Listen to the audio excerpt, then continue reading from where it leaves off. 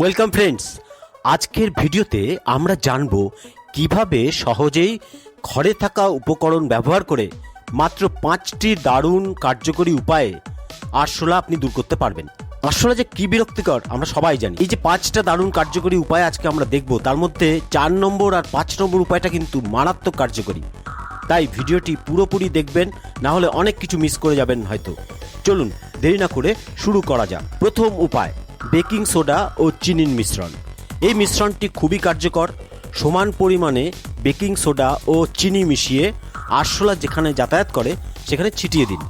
চিনি আরশোলাকে আকর্ষণ করবে আর বেকিং সোডা তাদের শরীরে বিষক্রিয়া ঘটিয়ে মেরে ফেলবে। 2 নম্বর উপায় হলো তেজপাতা। তেজপাতার গন্ধ আরশোলার একদম সহ্য করতে পারে না।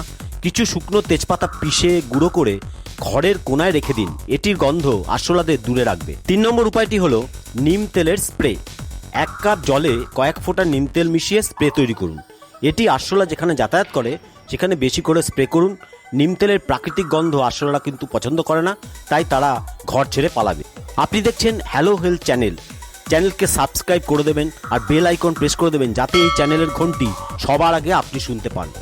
4 নম্বর দারুণ উপায়টি এবার বলবো, বোরিক অ্যাসিড পেস্ট।